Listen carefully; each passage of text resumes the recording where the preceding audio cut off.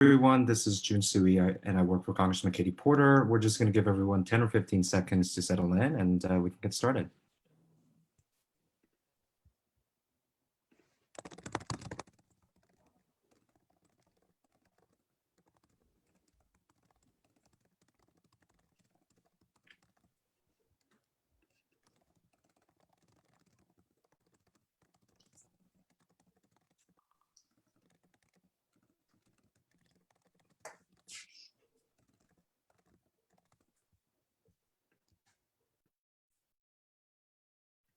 Okay, I think we can start. Congresswoman. All right, so thank you so much, everyone, for joining. I'm Congresswoman Katie Porter, and we were welcomed here by my district staff representative, Jun Sui, and we want to thank him for helping us put this together, as well as our two wonderful guests, who I'll be introducing, Marianne Fu and Norma Lopez. Today is designated as the Stop Asian Hate Day of Action, and so we're proud and think it's important to be hosting this town hall on this day in particular to talk about this heartbreaking but incredibly important topic. In the wake of recent attacks that have taken lives and injected fear into the hearts of so many, it's important that we all speak out against racial violence and discrimination in all its forms, and that we educate ourselves about the problems of racial violence and racial discrimination that exist across this country, including right here in Orange County. As you all know, hate crimes targeting Asian people have skyrocketed since the beginning of the pandemic. That spike began in March and April of about a year ago, right as the pandemic shutdowns began. And in the last year, major US cities have seen a nearly 150% increase in hate crimes targeting Asians. Orange County has had an even larger percentage increase. I'm outraged by these numbers. We all should be. Orange County is home to the third largest population of Asian Americans in the United States, and Asian Americans are our neighbors, our friends, our lawyers, our doctors, our faith leaders, our small business owners. They enrich our community and help it flourish. So when they are abused with racial slurs, or even violence, it's an attack on all of us. It's an attack on the community that we are building and committed to building together. As Americans, we're united by a belief that all people are created equal and have certain rights of fundamental freedom.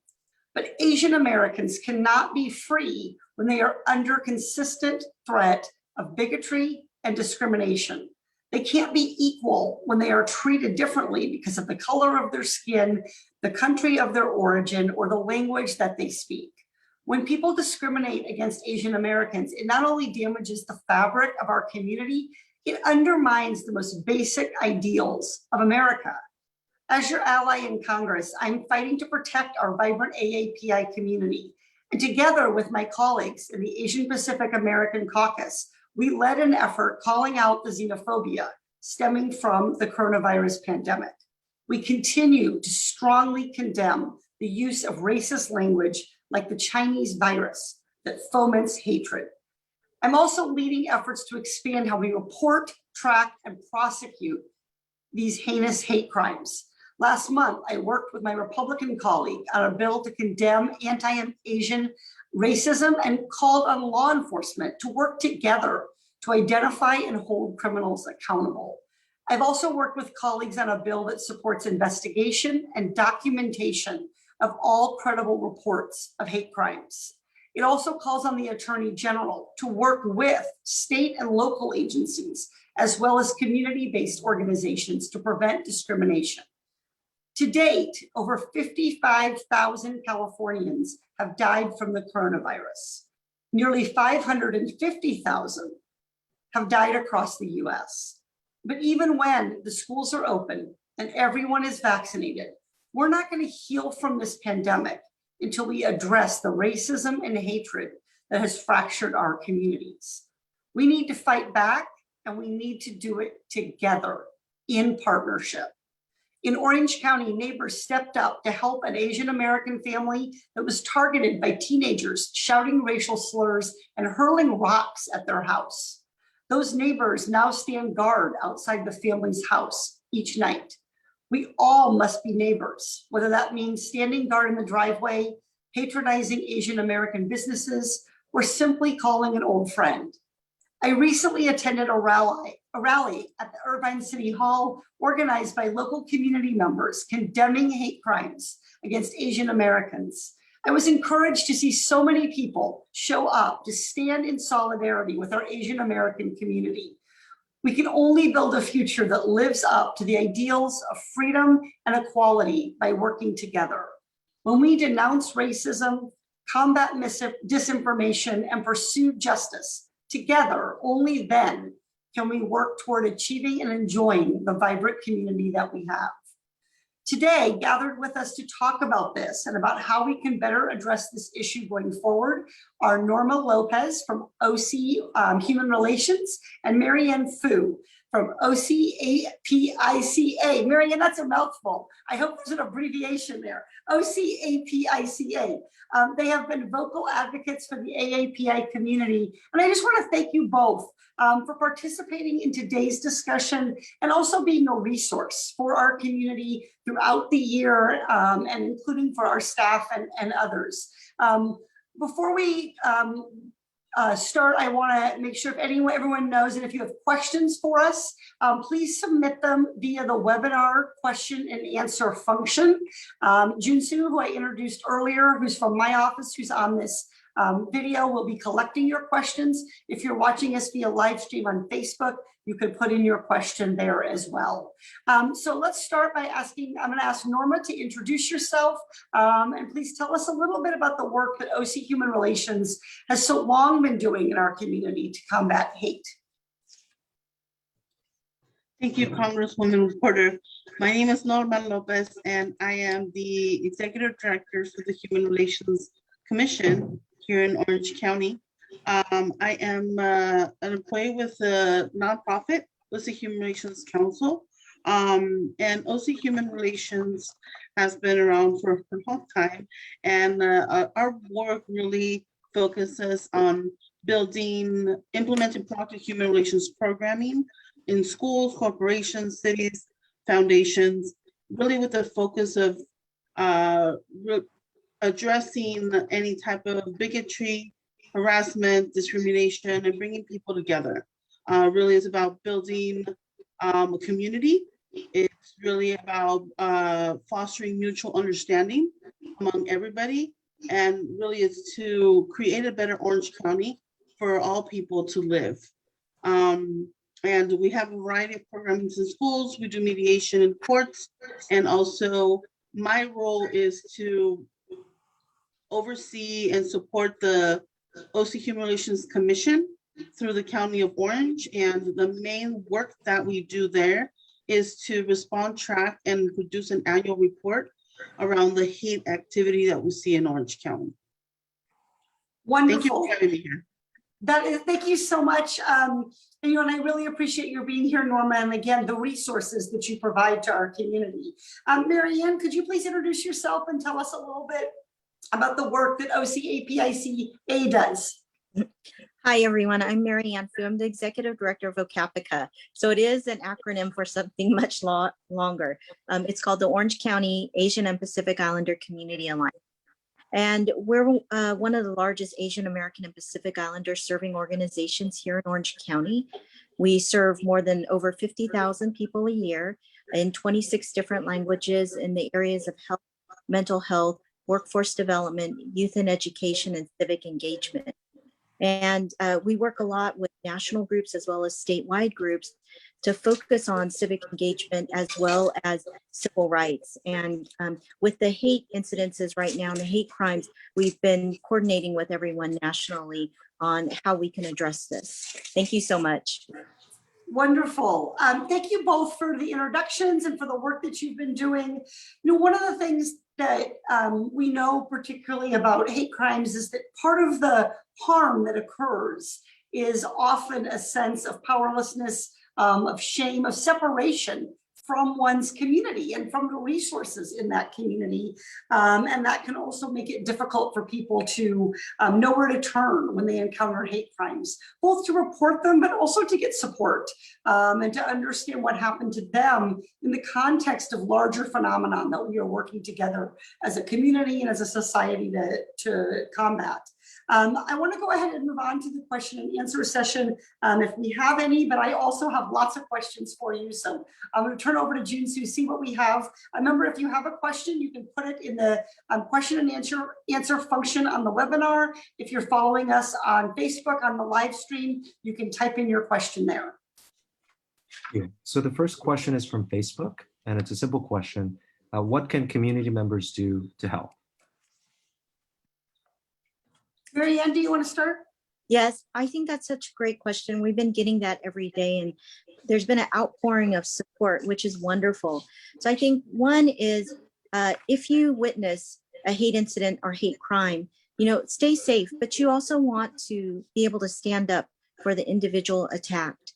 The example in Ladera Ranch was such a perfect example. Here's a family that's, attacked in terms of, just harassed, and all the neighbors came out for that family. They had a lantern festival celebration, and they just celebrated Asian culture, and we really appreciate that. There's also, you can make donations to organizations or, for victims assistance too, to provide. A lot of seniors need assistance and want services. So those are just a few. Thank you. Norma, anything to add? Yeah, I think to add to Marianne's suggestions, I think it's important for everybody to create opportunities for dialogue, for connection, to really promote acceptance. And aside from, I think the reporting, which we know that underreporting is a huge challenge for us when it comes to hate activity. Underreporting is there's many reasons why people won't report. But I think the important part is to show those who are being targeted that there's a community behind them, that they have support, they're not alone. Like you said, Congresswoman, oftentimes people who are targeted feel isolated.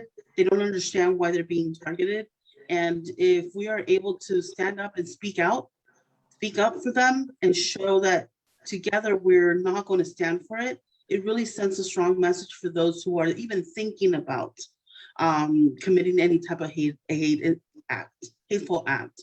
I think also leaders, such as yourself and the Board of Supervisors just passed a resolution denouncing hate against Asian Americans. And I think those messages are important and they make strong statements. And the more that we're able to rally around those, I think it really sends the message that we're going to stand up against hate, and it's not accepted in our communities. Yeah, those are wonderful answers. And I think, part of what we have to do is recognize that, like so many of the problems we face, there is both an individual responsibility of each one of us as somebody who lives in this community, like you said, to stand up and speak out, to try to be supportive, to educate ourselves about kinds of stereotypes and other kinds of, cultures. But also we have to put in place institutional changes. And so I just want to mention a couple of those, and I know we're going to have more time to talk about this, but one of them is locally here, the Irvine Police Department has recently launched an online portal, which is a place that people can report hate crimes and incidents. Again, these can be very stigmatizing experiences for people to have, even to repeat the words that were said to them can be very painful for people. And so that online portal, I think, is an effort. And I think that's something that commend the Irvine Police Department for doing that and for continuing to try to investigate and respond to hate incidents and hate crimes. California as a state has also been stepping up here. And I think it is really, really necessary. And, it probably should have begun even earlier. I think when we saw these incidents start to spike, but California is providing $1.4 million in funding. It's been earmarked to go to, this is state funding that is going to be directed to the Stop AAPI Hate website, to researchers at the Asian American Studies Center to focus on gathering data about hate incidents and trying to study things like, for example, the relationship between, misogyny and attacks on women and attacks on Asians. These often have a lot of different layers and components to them. And then 2 additional statewide bills. And I thank my colleague, State Senator Dave Min, for his support for these, and Kadi Petrie Norris. One is Assembly Bill 557, which would require the state attorney general's office to create a statewide reporting hotline. Again, people sometimes don't feel comfortable reporting to their local community. And sometimes, in fact, we know that law enforcement officers, they may not be comfortable people for people to interact with. And then also AB 776, which would help fund community-based services to provide counseling and behavioral health and mental health resources to those people or their families who have been victimized. So I think it's what we're seeing here is a combination of people in all different walks of life, in a lot of different moments in their life, educating themselves, speaking up, working to be active allies rather than passive bystanders, and then combining that with addressing some of the institutional needs that we need to, some of the changes that we need to do and some of the resources we need to put in place. So thank you for that question, and both of you for your wonderful answers and what you do right here to help people. So the next question is, how is a hate incident different than a hate crime? And how do we report hate crimes? Yep. So we covered the reporting just a little bit, but there's, I think, more to say. One thing I would like to hear you guys respond to is, what are the kinds of things that people should try to take notice of or remember or do if they're reporting a hate incident? And describe that difference for me between, I guess we'll start with Norma with the first question. Describe how we think about hate crimes, which is important to understand. They're criminal acts. They are subject to prosecution, just like other kinds of crimes. And then hate incidents. Can you break that down for people and help them understand? Absolutely. I do have a PowerPoint that I'd like to share. So I'm going to do that now. So when we're looking at, let me switch my screens here. There we go.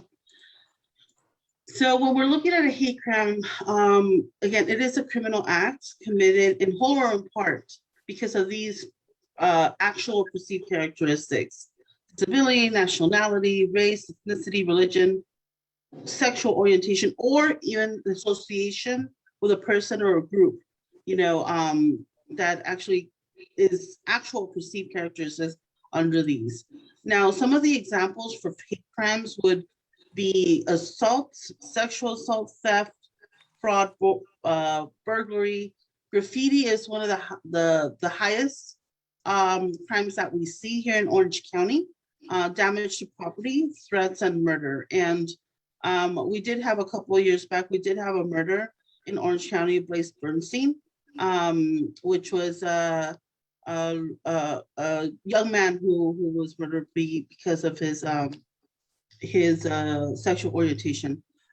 So when we're looking at hate incidents, it's the same motivation of hate and bias towards a person, but you cannot attach, it's not a crime. Typically of these behaviors are protected by the First Amendment and the right of freedom of expression. So some of the examples we would see would be verbal abuse, name calling, which is what we've been seeing a lot. What we started seeing at the beginning of last year with COVID-19 and the pandemic, and some of the reports that we started seeing that were coming in where Asian Americans were being targeted: bullying, intimidation, harassment, abusive calls, text messages, hate mail. We've seen an array of flyers being distributed through different communities. Online abuse, which is so much easier to do nowadays, especially since we've been social distancing, and we've seen even Zoom bombings where some of these happen, and then circulating literature or posters. So these are just some of the examples between hate crimes and hate incidents, and how you might be able to see what the difference is, or differences are. I'm going to stop sharing.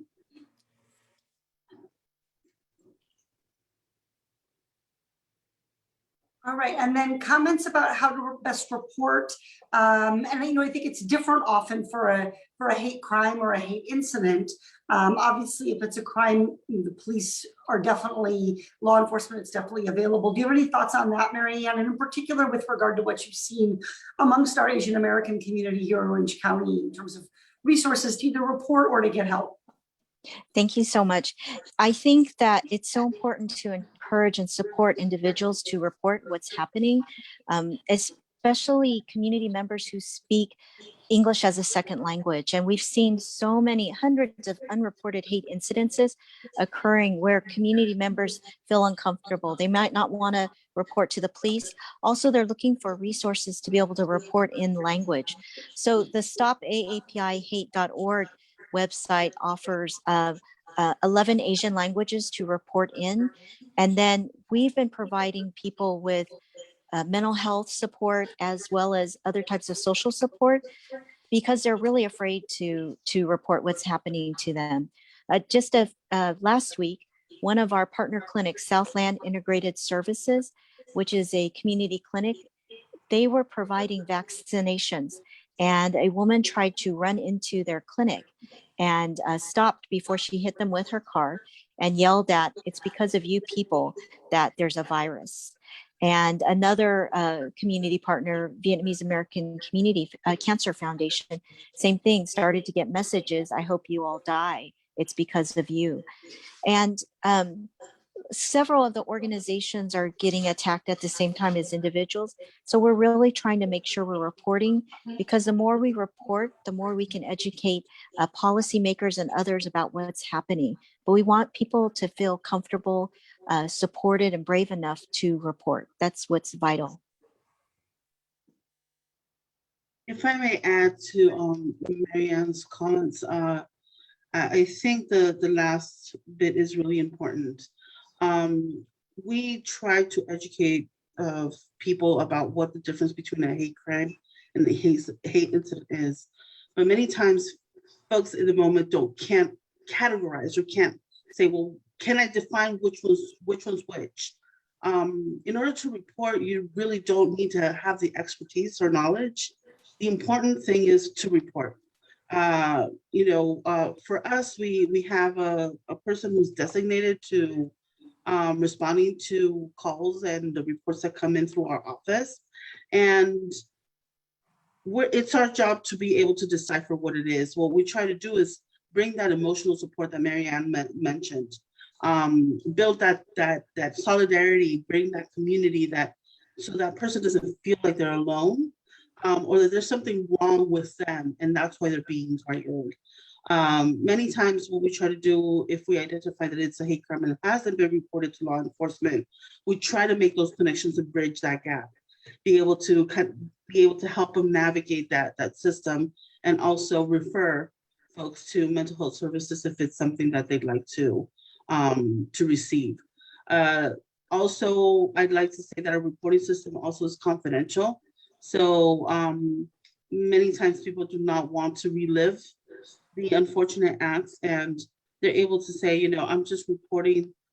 We don't need to continue to talk about it or make it public. So if people are afraid about putting their name out there, our reporting system is confidential. Excellent. Really, really helpful. And, one of the questions I wanted to ask, and I think, part of what we're trying to do here is create space for people to ask questions. I'm going to ask some of the questions to share kind of some of the information that I know is out there that I want people to have. When we talk about hate crimes and hate incidents, and it might differ a little bit between them, but broadly speaking, Is national origin or race the most common basis on which people are targeted? And what are some other related forms, related types of bases, I should say, for hate incidents or hate crimes? Marianne, do you want to start? Or Norma? I guess, Norma, you probably have the countywide statistics. Why don't you go first, Norma? Thank you. I'm going to share my screen again. Let's see. So the latest report that we have is our 2019 hate crime report. And just to kind of quickly show, if you look at this, this graph, starting 2016, we have seen a spike, and it's incrementally every year it's increasing. The hate activity is increasing here in Orange County. So when it comes to main motivations, our hate crime report in 2019 showed that race, ethnicity, and national origin was the main reason people were targeted. Behind that is religion, sexual orientation, gender identity, and disability. When you're looking at the motivation due to race, ethnicity, national origin, the highest number of cases were because there was anti-Black sentiments. The next one was anti-Hispanic, and anti-Asian was the third. With hate incidents, again, it was the same. The main motivation was because of race, ethnicity, and national origin. Anti-Black came in at the highest again, even though our African-American and Black population is only 3% in Orange County. After that is anti-Hispanic, anti-Arab, and then anti-Asian.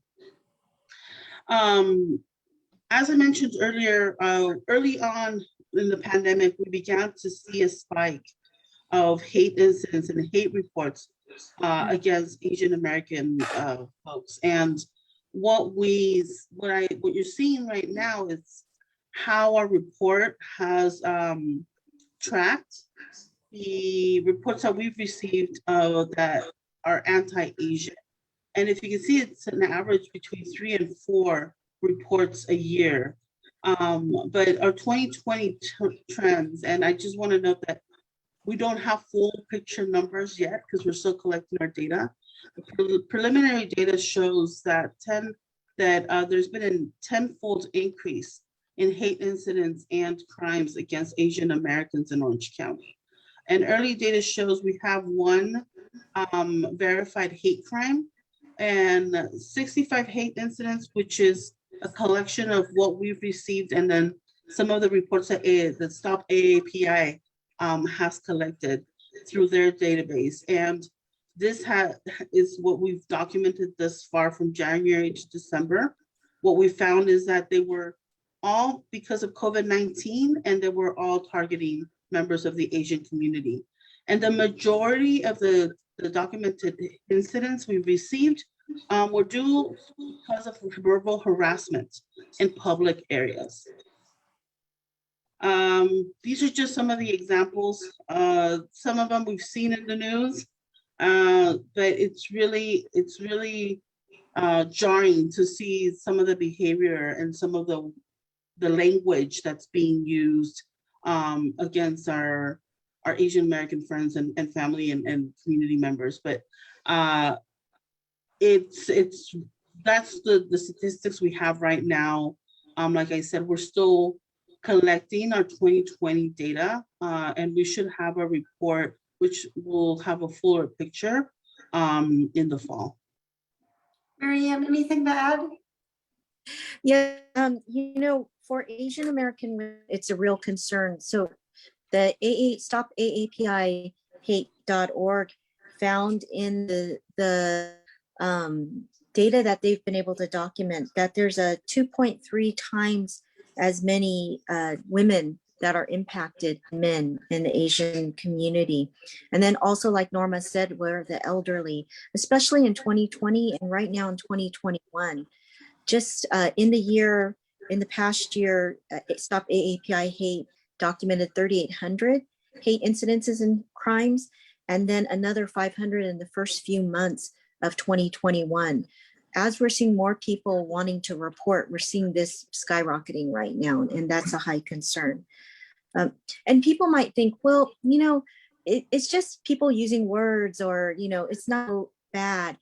But Orange County has a history of hate crimes, and people probably don't remember, but Tianmin Lee was a Tustin High School graduate, and he was home from graduate school, and he was in high school tennis courts, and he was stabbed 40 times, and his throat was, and it was by a white supremacist. And the only reason why the white supremacist was caught is he wrote a letter to his cousin about the event.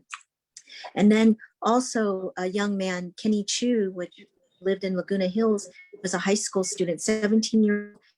And it just started off as name calling. It started off on spray painting his house. It started off on scratching, racial slurs on their cars. And then it ended with him being stabbed to death times. And so this is why we really focus on this. It might start off with or people angry, but it can escalate. And that's why we really want people to feel comfortable to report the support they need. There's many, we're one of the mental health providers in the community, but there's multiple mental health providers who speak different languages that can support community members, to report, to get victims assistance, as well as to, have to get counseling for the trauma that they've been impacted by. All right, Junsu, any other questions so far? Yeah, another question from Facebook. What can local and federal governments do to address the ongoing hate crimes against the AAPI community? Yeah, I'll just go first briefly at the federal level and say that, it's a combination, again, of the personal with the institutional. A number of my colleagues speaking out personally about what they have experienced as Asian Americans, both my colleague Grace Meng from New York, who's been very forthright, and other colleagues, people here in California, including Ted Lieu and others. And then we've been doing some of the important institutional work. The Committee on Oversight and Reform that I serve on had a recent hearing about the rise in AAPI hate crimes. I mentioned earlier the resolution to condemn AAPI hate crimes. And would also single out the leadership of my colleague Judy Chu in leading the Congressional Asian Pacific American Caucus. And one of the things about that caucus that, for those of you who don't know, a caucus is basically a group of people who come together to work together on a problem. And one of the things about the Congressional Asian Pacific American Caucus is that Judy just provides such thoughtful leadership and education to members. So we've worked on everything from underreporting and language access for Asian Americans in the US Census to discrimination against the Asian Americans by law enforcement for purported allegations of espionage, a wide variety of things. But I really have learned a lot from the Congressional Asian Pacific American Caucus. One example, we had Dr. Fauci join us to give us a briefing on the API community and coronavirus. And one of the things that was raised is that while we were collecting slowly, but eventually collecting and understanding the disparate harm of COVID-19 to Black Americans and to Latinos, we weren't doing that with the API community. And even within that, the API community is itself large and geographically and ethnically diverse. And so we got Dr. Fauci to talk about why the National Institutes of Health can and must be doing that and collecting that kind of data going forward. So there's a number of things that we're working on in that regard, also hoping that we will have that kind of leadership at our Department of Justice. And I think Vanita Gupta, who was just appointed and confirmed to be the leader of the Department of Justice Civil Rights Division, she's a wonderful leader. I know her, and she's going to be very outspoken and has a career history of working on these issues to both call them out and condemn them, but also bring people who have been criminals to account and bring victims appropriate justice. So those are some of the federal levels. If there's other things you guys want to add, I mentioned the Irvine Police Department online reporting portal and some of the state bills earlier. Yeah, I'd like to add that um, there are systems in place, statewide and nationally to collect hate crime data. So police departments send in their reports on a yearly basis to the Attorney General, the FBI, and there's annual reports that come out that could, help track to see what's happening in the community. But hate incidents really are indicators and are red flags. Those are the ones that are telling us what's really brewing, what's happening in our community. And those are the ones that we need to begin to really keep an eye out and pay attention to, because that's really what's going to motivate us, or should motivate us, to begin to take action in keeping those incidents from escalating into violent acts such as what happened in Atlanta, Georgia. I think that as much as we can add resources to the infrastructure of reporting hate crimes, it should be just reporting hate incidents in general. And there's no set infrastructure, formal infrastructure to report, to really collect that type of data across the county, across the state, across the nation. And I think that that is something that we need to speak about, that we need to advocate for, because the more, as Congresswoman Porter mentioned, the more data we have, the more that we're able to say this is important. And if we're not able to accurately speak about those incidents that are happening, it really kind of, it gives, it's a short story, and it doesn't give you a full picture. Thank you. I think what Norma's saying is, making sure that we have accurate data, really important, making sure that people can report in their language that they're comfortable in. Many times when hate incidents or hate crimes occur, it's a very emotional and traumatizing experience. So to be able to speak in the preferred language is key. Also, really investing in community-based approaches, looking at working in partnership with community organizations that do direct services with community members, providing, also investing in wraparound support and assistance for victims. And then for prevention, as Norma was talking about, really preventing this, integrating this into school-based curriculum and looking at civic engagement and racial justice and ethnic studies, and talking about the contributions of community members to the country. Asians have been here for, years and years. My family, there's 8 generations of my family. We've been here since 1851. And there's a lot of, just like Congresswoman, you had mentioned, there's such diversity. And, we have over 60 different ethnic groups. We speak hundreds of different languages. And that history of what we've done for the US is really important, as well as all other communities. The United States was based on, just a diversity and who've come here and contributed. So to make sure that young people know that as well, I think is important. So we're really appreciative of what the federal government is doing and what the state is doing. Also locally with the resolutions. However, the one thing that we're asking is that the resolutions just aren't words, but they are, that they really focus on actions, and that we come together and partner to do something to really prevent hate incidences and hate crimes.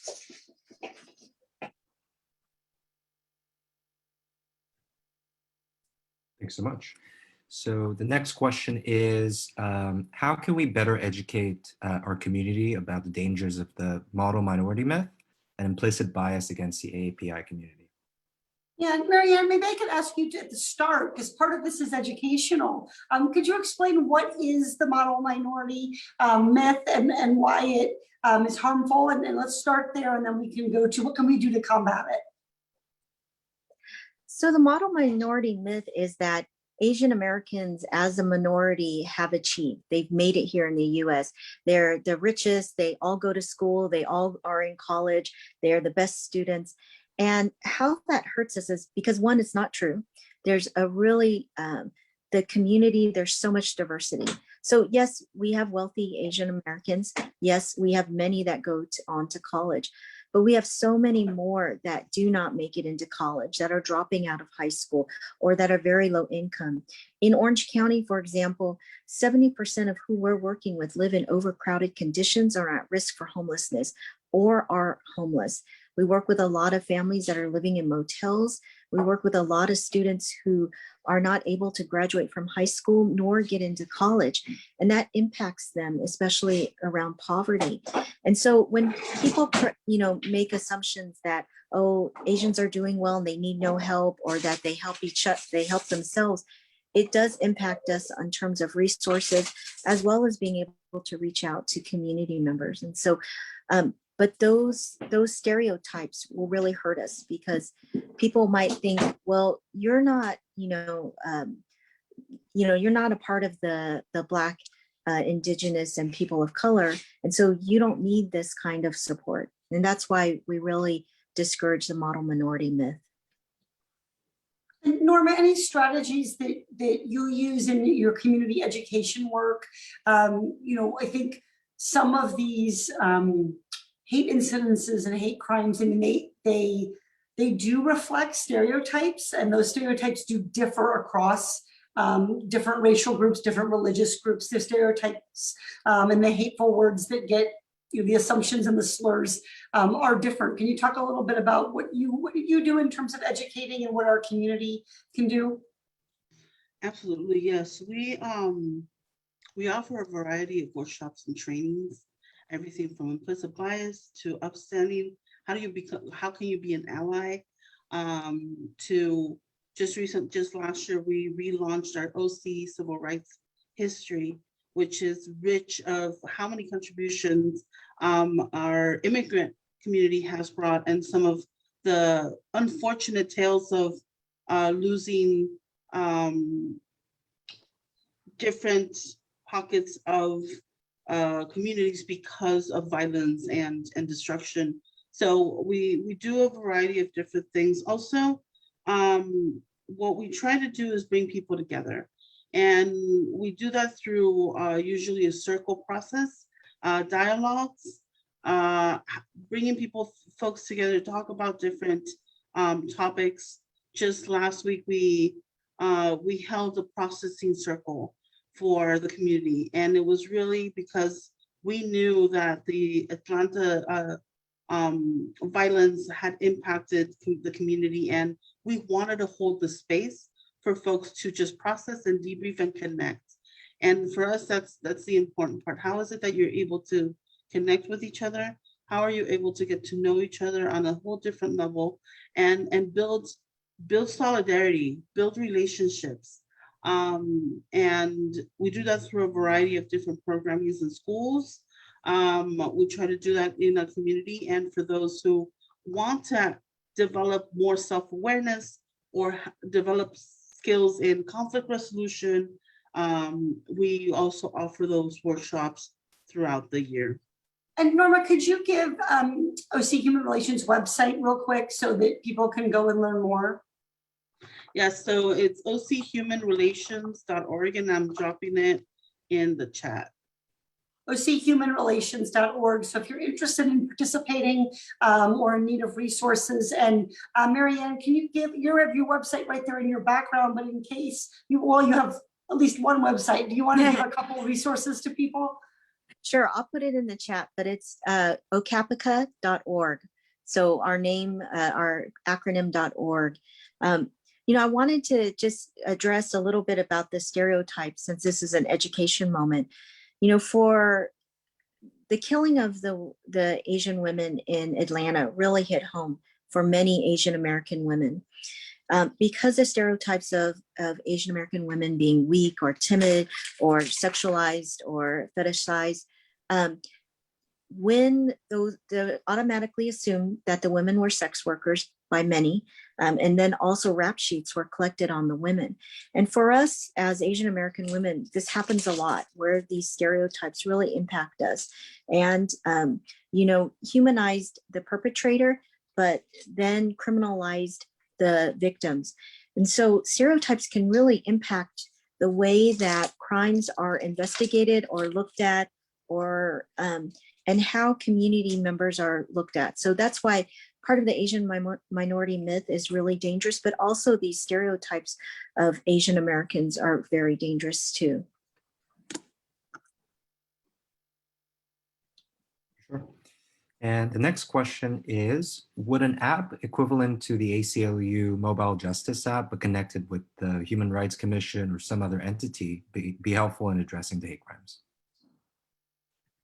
So the question here is about mobile reporting and the ability to be able to make reports. And Norma, I don't know if you or Marianne want to take this one, but I do think we need to be providing at the federal level funding and technical assistance. There are differences, I think, in some special needs in terms of how we make resources available both to victims of hate crimes and also to reporting and investigation, and then data collection, another big one. One of the biggest problems that I've been educated about is the lack of reporting. So we have two problems, and they're both really serious. One is people who do not report the crime because or don't report the incident. It might be a crime, but they might dismiss it as an incident.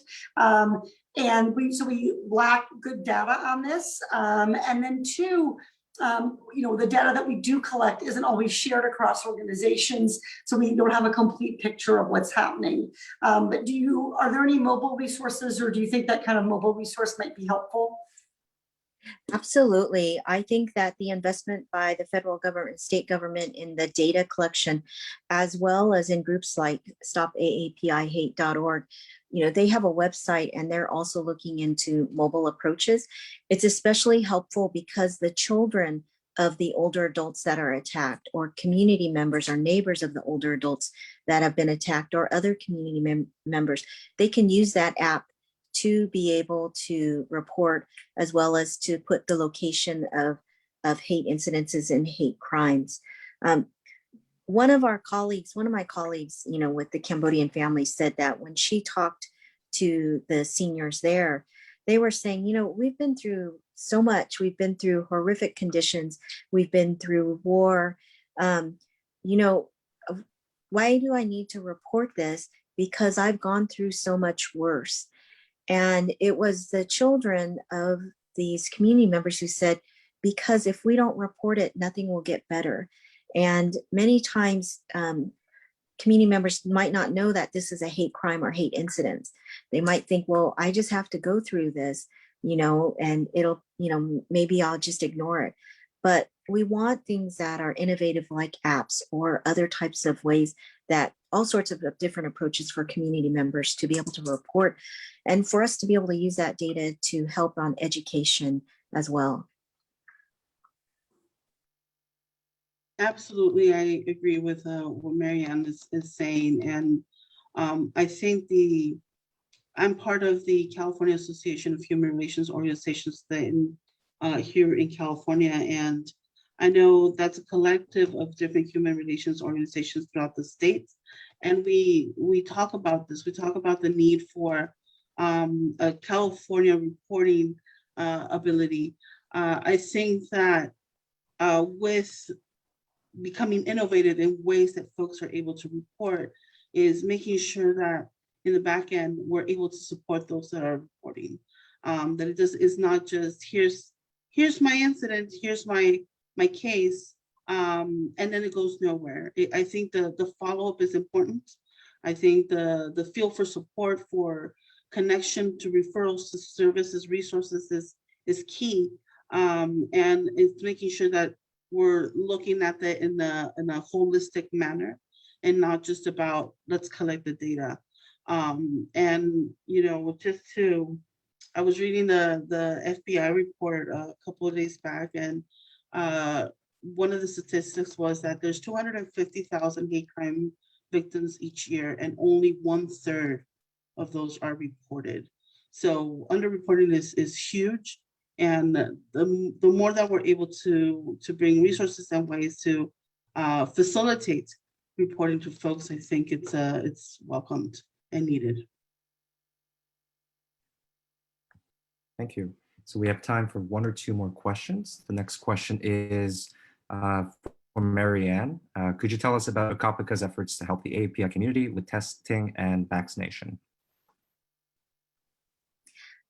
Another big part of our work is we are part of the Asian Pacific Islander Task Force, which is 9 different community-based organizations. And we're really focused on getting community members tested for COVID-19 as well as vaccinated.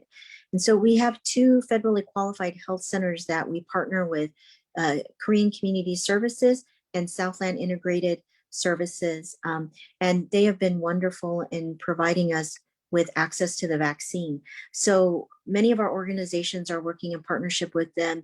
We're looking at especially the older adults who would really have a hard time going online to the Athena app and getting COVID-19 to sign up for the vaccine.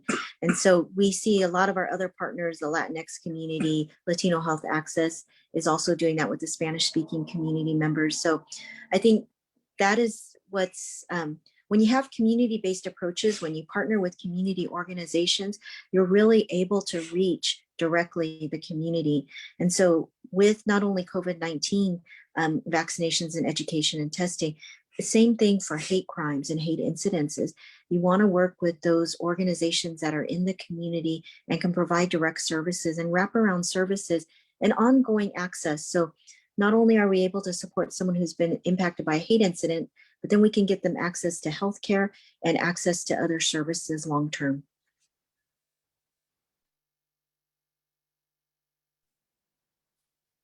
Okay, Jinsu, any more questions? Yeah, one last question. So there's a perception that Asians are easy targets and won't fight back. So how can people help themselves stay safe? We just started to talk. We have a group of organizations that have been talking about this, and we're seeing more community members sign up for self-defense classes. We're also seeing a lot of student groups who are saying, how can we help create a bystander, trainings, as well as support to help older adults when they want to walk outside and make them, help them feel safe. So there's all sorts of things that we can do, but the stereotypes that are weak.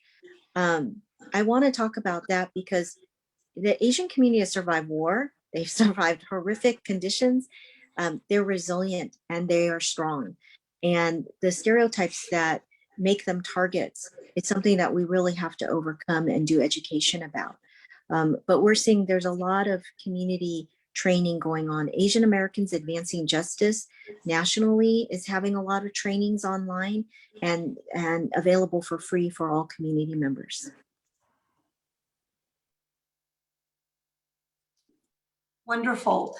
Well, I want to say thank you to everyone for your questions and say that this is not the end of a conversation, but a continuation of a conversation that our community needs to be having together with local, state, county, and federal leaders, and most importantly, in partnership with the people of our community to talk about what we can do to appreciate the diversity of our community, to enjoy it, to celebrate it, and to make sure that everybody has the right to be free and equal in our country. My office had a conversation. It's available on YouTube. You can view it with the Dean of the University of California, Irvine Law School, Song Richardson, a few months ago, talking about subconscious bias, what that concept is, how to understand it, how to start to think about how it may shape what you do and how you think about issues. And then I just had a conversation yesterday with our new California Attorney General, Rob Bonta, who is the first Asian American to hold that role for the state of California. And I encouraged him to think about coming to Orange County to talk about some of the issues facing our community as a whole and our Asian Pacific Americans in general. So I'm excited about those potential activities, both past and future. And I just offer them up to show that this is part of a larger effort that we all need to be making. And it's everything from education to protecting our seniors across the lifespan. It's everything from making people comfortable celebrating who they are and their background and their ethnicity, to reporting actual hate crimes that are criminal acts. So, it bears repeating, because I think that we are struggling with this still as a nation, but hate has no place in the United States. And frankly, I hope hate has no place in the world. This is an ongoing issue. We're not the only country. We're certainly not the only county. And Asian Americans are not the only Americans who face, hate crimes and hate discrimination. So I want to thank everyone for being here today, for being part of this conversation, for your thoughtful questions. And most of all, I want to thank Norma and Marianne, both of their organizations, Norma with OC Human Relations and Marianne with Vocapica. See, I got the acronym down. Really are doing excellent work in our community. And it's everything from making sure that people can be healthy and getting community-based treatments to making sure that we're working in partnership across the state to address historical injustices, some of the things that Norma mentioned about civil rights. So thank you both for being here with us today. And please visit their websites, learn more. And then I just want to close by giving the StopAAPIHate.org. Today, again, is the National Day of Action Against Asian American Hate. And so that's StopAAPIHate.org website has a number of resources both to educate yourself about these issues and then also to think about how we can begin to improve how we all deal with each other and to make sure that we're celebrating again the wonderful vibrancy and diversity that we have. So thank you so much, Marianne and Norma, for being part of the conversation, for sharing your expertise and for your really decades of commitment to enriching our Orange County community. Thank you so much. Thank you so much.